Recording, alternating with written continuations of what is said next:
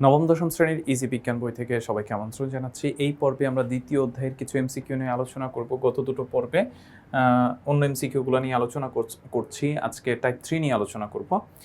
প্রথম হচ্ছে, আমাদের দৈনন্দিন বৃদ্ধি ঘটায় কোনটি, মানে আমাদের বৃদ্ধি ঘটায় কোন উপাদানটি। এখানে অপশান দেওয়া আছে হচ্ছে প্রোটিন, স্নেহ, ভিটামিন ভি, ভিটামিন ডি।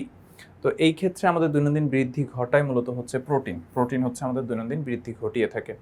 কোন উদ্ভিদটি মাটি ও পানি উভয় জায়গায় জন্মায়, মানে মাটিতেও জন্মায়, তারপরে হচ্ছে তোমার পানিতেও জন্মায়, দুইটা জায়গায় জন্মায়। কোন উদ্ভিদ? এটা হচ্ছে কেশরদাম, হচ্ছে উভয় জায়গায় জন্মায়। কোন উদ্ভিদ জলে এবং স্থলে উভয় জায়গাতেই জন্মে? একটু আগে আমরা সেম এই প্রশ্ন আর এই প্রশ্নের মানে কিন্তু হচ্ছে সেম। তো এইটা হচ্ছে কলমি। কলমি হচ্ছে তোমার উদ্ভিদ মাটি এবং পানি দুইটা জায়গাতেই জন্মাইতে পারে। আচ্ছা, মানুষের প্রয়োজনীয় প্রোটিনের শতকরা কত ভাগ মাছ থেকে আসে? আমরা কিন্তু প্রচুর মাছ থেকে কিন্তু হচ্ছে প্রচুর প্রোটিন পেয়ে থাকি। তা আমাদের প্রয়োজনীয় প্রোটিন উপাদানের শতকরা 80% আমরা মাছ থেকে পেয়ে থাকি। আচ্ছা, নিচের কোনটি শুধুই পানিতেই জন্মায়? আচ্ছা, 43 নাম্বার প্রশ্নটা হচ্ছে, নিচের কোনটি শুধুমাত্র পানিতে জন্মায়? একটু আগে আমরা দুটো এমসিকিউর ক্ষেত্রে দেখেছিলাম যে কেশরদাম, কলমি এইগুলা হচ্ছে তোমার মাটি এবং স্থল উভয় জায়গাতেই জন্মে। তো এই ক্ষেত্রে সঠিক অ্যান্সার হচ্ছে গ। আচ্ছা, মাছের খাদ্য ভাণ্ডার হিসেবে কাজ করে কোনটি, মানে কোনটা হচ্ছে মাছ খাবার হিসেবে গ্রহণ করতে পারে? এটাতে আমরা মোটামুটি সবাই জানি হচ্ছে শ্যাওলা মাছ খাদ্য হিসেবে গ্রহণ করতে পারে। আচ্ছা, সবচেয়ে পরিচিত জলজ প্রাণী কোনটি? এটা নিশ্চয়ই হচ্ছে তোমাদেরকে আলাদা করে বলতে হবে না, সবচেয়ে পরিচিত জলজ প্রাণী হচ্ছে মাছ।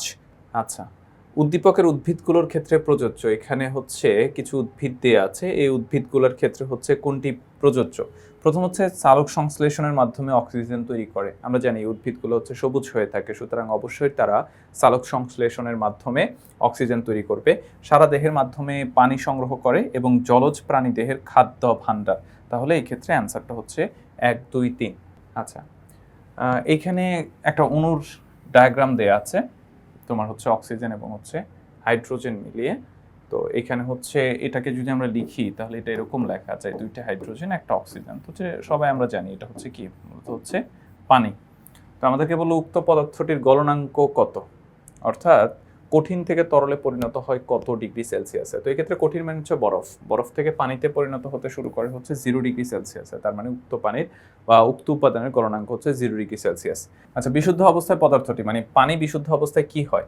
তো পানি বিশুদ্ধ অবস্থায় হচ্ছে নিরপেক্ষ থাকে, উভয়ধর্মী পদার্থ হিসেবে কাজ করে না, মানে অ্যাসিডিক বা ক্ষারীয় হিসেবে কাজ করে না, এটা নিরপেক্ষ অবস্থা বজায় রাখে। এবং বিশুদ্ধ পানি কোনো সময় তড়িৎ পরিবহন করে না, তড়িৎ পরিবহন করতে হলে তার মধ্যে হচ্ছে যে লবণ মিশাতে হয় বা অ্যাসিডিক করতে হয়। তাহলে এই ক্ষেত্রে অ্যান্সার হচ্ছে 2 আর 3, অর্থাৎ হচ্ছে গ।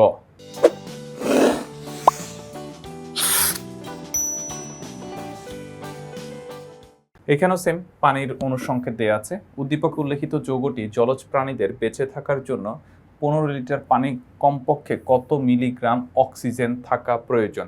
অর্থাৎ 15 লিটার পানিতে কমপক্ষে হচ্ছে 75 মিলিগ্রাম অক্সিজেন থাকা প্রয়োজন, না হলে সেক্ষেত্রে জলজ উদ্ভিদ কমফোর্টেবলি বাঁচতে পারে না, অর্থাৎ জলজ উদ্ভিদ মারা যায়। আচ্ছা, উদ্দীপকের যৌগটি দূষিত হলে, মানে এই যে পানি দূষিত হলে কি কি হতে পারে? খেয়াল করে দেখো, যেই পানিবাহিত রোগগুলো আছে সেগুলো সাধারণত হবে, তো মানুষের টাইফয়েড, কলেরা, আমাশয় রোগ সৃষ্টি করতে পারে, এগুলো পানিবাহিত রোগ। তাহলে পানি দূষিত হলে এগুলায় আক্রান্ত হবে, মানুষের মস্তিষ্ক বিকল হতে পারে এবং জীবদেহের শ্বাস প্রশ্বাসজনিত রোগ সৃষ্টি হতে পারে। তাহলে এক্ষেত্রে অ্যান্সার হচ্ছে 1, 2, 3। আচ্ছা, গঠন কাঠামোতে উল্লেখিত যৌগটি কি পরিমাণ পৃথিবী পৃষ্ঠে বিদ্যমান? মানে পানির কথা বলা হয়েছে, পানির আমরা জানি পৃথিবীর 4 ভাগের 3 ভাগই হচ্ছে পানি, তার মানে এক্ষেত্রে অ্যান্সার হচ্ছে 75। আচ্ছা, যৌগটির দশা হচ্ছে 0 ডিগ্রি সেলসিয়াস তাপমাত্রায় কঠিন, তারপরে হচ্ছে 5 ডিগ্রি সেলসিয়াস তাপমাত্রায় ভারী এবং 100 ডিগ্রি সেলসিয়াস তাপমাত্রায় হচ্ছে গ্যাসীয়। তো এই ক্ষেত্রে অ্যান্সার হচ্ছে তোমার 2 ও 3।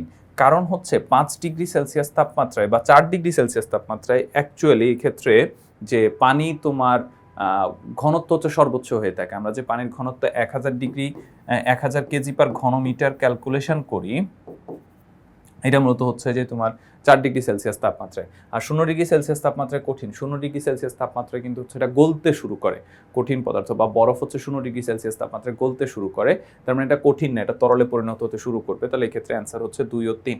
আচ্ছা, বর্তমানে মানুষ মাছ চাষে আগ্রহী হচ্ছে। চাষি রবিনের প্রথম পুকুরটির মাছের বৃদ্ধি সন্তোষজনক আর দ্বিতীয় পুকুরের মাছগুলো দুর্বল। প্রথম পুকুরের পানির ক্ষেত্রে হচ্ছে বৈশিষ্ট্য কোনটি হবে? এই ক্ষেত্রে প্রথম পুকুরের পানি হচ্ছে নিরপেক্ষ হবে। পানি যদি কোনো কারণে অ্যাসিডিক বা হচ্ছে ক্ষারীয় হয়ে থাকে তাহলে এই ক্ষেত্রে মাছ চাষ ভালো হয় না, তাহলে এই ক্ষেত্রে পানিটা হচ্ছে নিরপেক্ষ। আচ্ছা, দ্বিতীয় পুকুরের পানির কোনটি হ্রাস করা উচিত?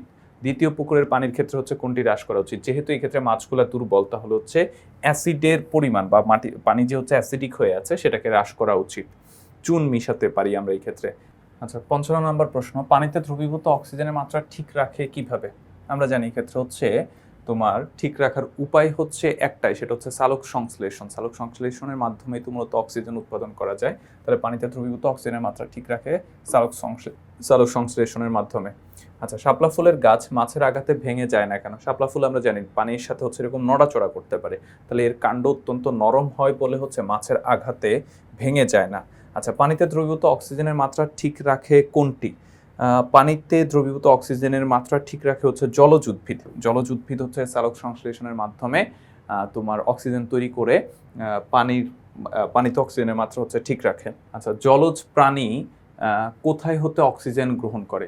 জলজ প্রাণী যেহেতু জলেই বাস করে তাহলে তাকে অবশ্যই কোথা থেকে অক্সিজেন গ্রহণ করতে হবে? পানি থেকে। সে নিশ্চয়ই বাতাস থেকে অক্সিজেন গ্রহণ করে যাবে না। আচ্ছা, ঘোলা পানি জলজ উদ্ভিদের বৃদ্ধি কমিয়ে দেয়, তারপর হচ্ছে খাবার তৈরিতে ব্যাঘাত ঘটায়, অক্সিজেন উৎপাদন বন্ধ করে দেয়। মানে পানি যদি ঘোলা হয়ে যায় তাহলে সাধারণত উদ্ভিদের হচ্ছে বৃদ্ধি ঘটে না ঠিকভাবে, বা হচ্ছে যে জলজ প্রাণীদের হচ্ছে বৃদ্ধি ঘটে না ঠিকভাবে। তারপরে হচ্ছে যে খাবার তৈরিতে ব্যাঘাত ঘটায় তাদের, এবং যেহেতু হচ্ছে ঘোলা পানি অক্সিজেন তোমার সূর্যের আলো ভালোভাবে পৌঁছায় না, সুতরাং অক্সিজেন উৎপাদনও বন্ধ হয়ে যায়। তাহলে এই ক্ষেত্রে অ্যান্সার হচ্ছে ১, ২, ৩। আচ্ছা, পানিতে প্রচুর শ্যাওলা জন্মায় কখন? এটা আমরা বুঝতেই পারবো এখান থেকে যে ফসফেট খুব বেড়ে গেলে, নাইট্রোজেন খুব বেড়ে গেলে শ্যাওলা জন্মায়। অক্সিজেন আর্সেনিক বেড়ে গেলে হচ্ছে কোনো সময় শ্যাওলা জন্মায় না। তাহলে এই ক্ষেত্রে অ্যান্সার হচ্ছে ১ আর ২।